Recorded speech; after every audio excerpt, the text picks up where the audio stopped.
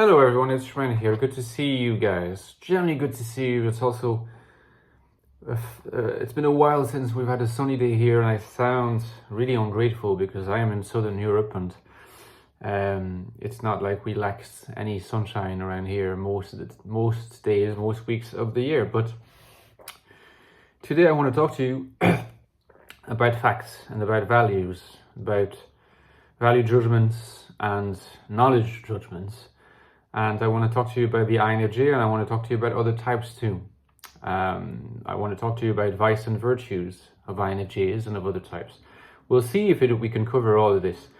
But maybe prior to anything else, I would like to draw your attention to the fact that Chainsaw Man is currently decapitated and I'm holding his head, if we can call this a head. There's a chainsaw obviously glued onto it in my hand, and maybe there's a question of value involved here, namely a moral question. Is it okay for me to decapitate Chainsaw Man if I know that I can just stick his head back on? Does that make it okay or not? Either way, facts and values, very important concepts, not just in philosophy but in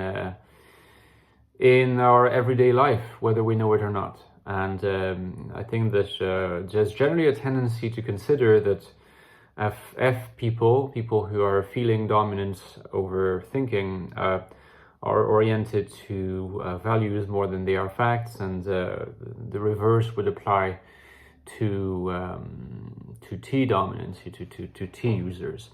So it's worth exploring this, particularly also in the context of the INFJ. But do remember that I have written a book on the INFJ called the Ecstatic Soul, and you can get this book at the links below if you haven't got it yet. It's one of the, deepest investigations of that type. So if you haven't got a copy, get it now. There's also a novel I wrote called The Infinite Castle, which there's a rumor going around that the main character is an INFJ. Make up your mind, and you might just discover lots about the INFJ through a fictional lens by reading it. It's also just an independently enjoyable, I think, story of mystery and betrayal and psychological meanderings of a soul looking for meaning. If you're into Camus, Kafka, Dostoevsky, and all these great people, Murakami as well, you might like it a lot. And that supports the channel. You can also support me on Patreon down there. I'm always eager to find new patrons to keep the channel going, so I really appreciate those who are supporting me along the way. There's a book on the INFJ, a sequel, The Infinite Soul, coming out soon. Soon I'll be able to share with you a preview of the cover, so stay tuned. Okay, so regarding this distinction between facts and values, I think probably most of you will be familiar with what these refer to, what these mean. We have the idea that certain statements are statements of fact, for example, about what materials a particular building is made of, about how to, what's the chemical properties of a particular molecule, or water is H2O, or facts about the makeup of the universe. Usually, science, in terms of its body of theory, science deals with matters of fact, but obviously it's not just science.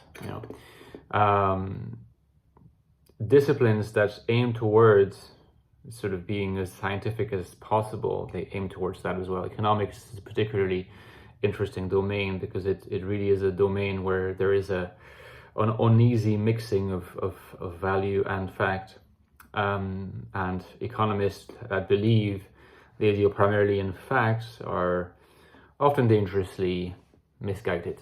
But that's besides, that's neither here nor there, as my former manager used to say. Judgments of value, questions of value, they have to do with the most, the easiest and most straightforward examples to use are, matters of aesthetics, matters of your preference. If you watch a movie, what makes you like that movie? judgments about aesthetic merit of a particular painting, work of art, music. Ethical questions are quintessentially value domains, although there are people such as, for example, Sam Harris I saw in a recent video. I didn't watch the entire video because I thought that the conversation was just not intellectually stimulating enough after a while. It was with Cosmic Skeptic. You might be familiar with this YouTuber whose approach to ethics, I think, is also very indicative of a belief that you could actually have an ethics based almost entirely on statements of fact and relegating value either to on unnecessary domain or just reduce it to matters of fact. But in fact, those traits are traits that you might consider to be vices of T-types. This coffee's good. Statement of value. I say vices because obviously a well-balanced thinking type is not going to consider the domain of value and the dichotomy between fact and value irrelevant. Well-balanced T-types tend to be very aware of that dichotomy. Sometimes they don't like it. Sometimes they wish that the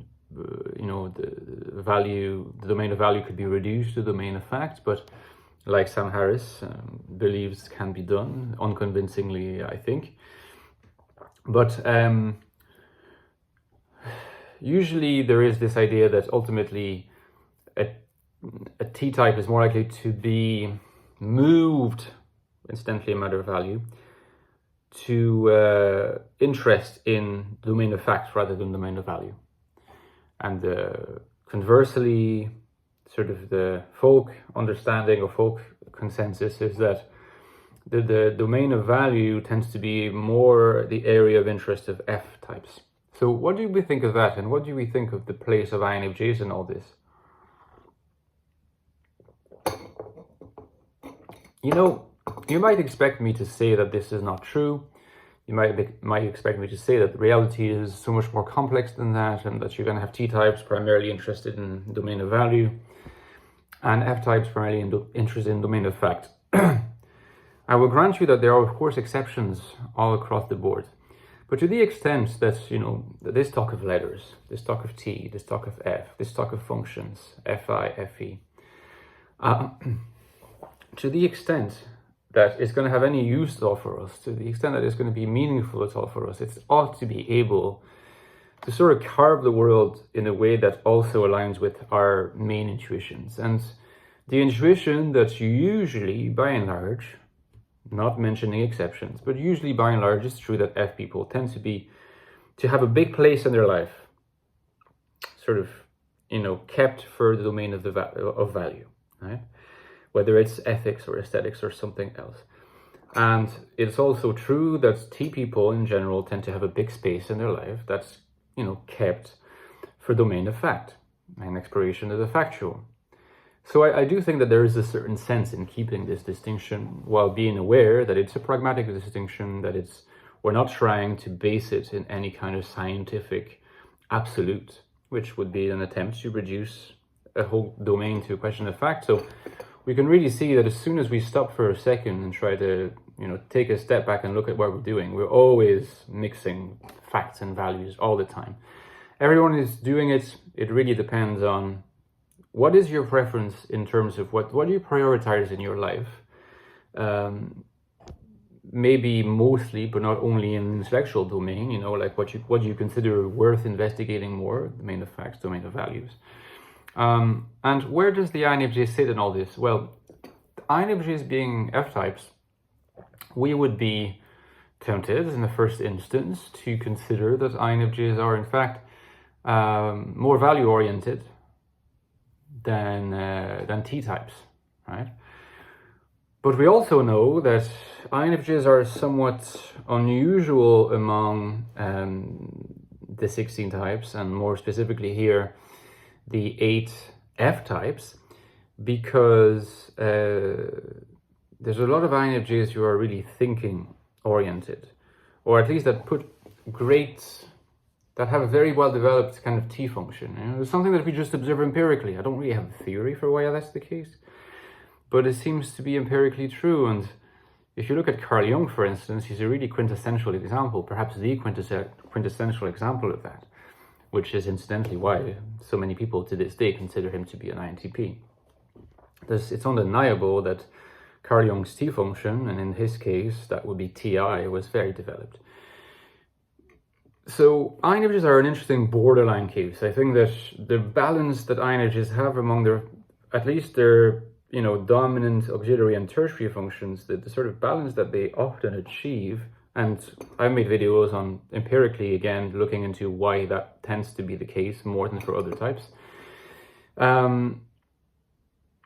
We will tend to see more diversity in INFJ interest than we would be for a lot of other types. I just say that the distinction between like a sort of value interest and fact interest in INFJs is a little bit more difficult to carve out. But what I would nevertheless say, from having observed a lot of INFJs, from having interacted with a lot of INFJs, is that an INFJ who, for reasons that could be numerous, them convincing themselves that they're really fact-oriented, having friends who convince them, and they have this FE sensitivity to be influenced by other people, especially people they respect, maybe T friends who convince them that really they're interested in facts. They could also have a certain discomfort with the domain of value because they see it as a domain that is kind of more psychological and might lead them to explore aspects of their life that they don't feel comfortable with, and that they would prefer sticking to what they might see as a slightly more secure domain of objective facts, to the extent that that can serve that purpose. There could happen, that happens a lot with INFJs too, is they could happen to be really, really talented, really smart INFJs who are brilliant when it comes to domains that primarily deal with facts, and not values. So that can happen, and that does happen. But something that really I've noticed and observed in INFJs is that it's one thing to be capable of focusing almost entirely on questions of fact. It's another thing to be happy doing that. And it seems to me that INFJs flourish. INFJs are happy or able to contemplate happiness, progress, evolution, flourishing, development, when they always make sure that they keep an important place for questions of value. And that even when their main interest is the domain of the purely factual, and it can happen with INFJs, to never lose sight of the importance of the domain of value. Because the domain of value is still, even if it might not in actuality be your primarily intellectual focus, for instance, it's still going to be something that with real animacy in your life. And it would be dangerous for the sake of your balance, for the sake of your spiritual growth, for the sake of your soul equilibrium, you might want to say, to either demote it to lesser importance or repress it or relegate it. And usually it doesn't lead any INFJ toward further self-fulfillment in doing so. And I think that when it comes to INFJs who have doubts about where they stand, there's an argument made, or an observation made by Charles Taylor, philosopher Charles Taylor, who says something that sounds quite simple when you think about it, but can be really helpful to INFJs, I think, to keep in mind that horizon where both fact and value are part of the picture. He says, even when you take the most scientific sounding philosophers, for instance, let's take them, what really animates them is never a pure set of facts, because facts don't have motivating force. Values have motivating force. So in other words, there is a realm of valuation that is sitting kind of in the background, giving nourishment in a sense of providing a source for what the scientists or the scientifically minded philosophers are doing. You might ultimately be primarily dealing with matters of fact, but what's animating you is a value. And in fact, what Charles Taylor says is that often these values are have to do with the dignity of the scientific enterprise, the courage of the scientists to face a world that might well be devoid of meaning in terms of, you know, factual statements, to have the willingness to face the harsh truth of the possibility of an entirely meaningless universe. That requires a lot of courage, that requires a lot of maturity, being willing to do what others might not be willing to do because they want to be coddled by the spiritual reassuring statements of religion or whatever else it might be. But you see this whole domain of the courageous, brave scientists with hard skin and the dignity of the scientist. That's the domain of value. So again, the domain of value is always imbricated between that of facts and vice versa. And I think that for INFJs who are not quite sure where they stand, that observation is always going to be very helpful. Okay, let me know what you think in the comments, guys, and I'll see you tomorrow. Bye-bye.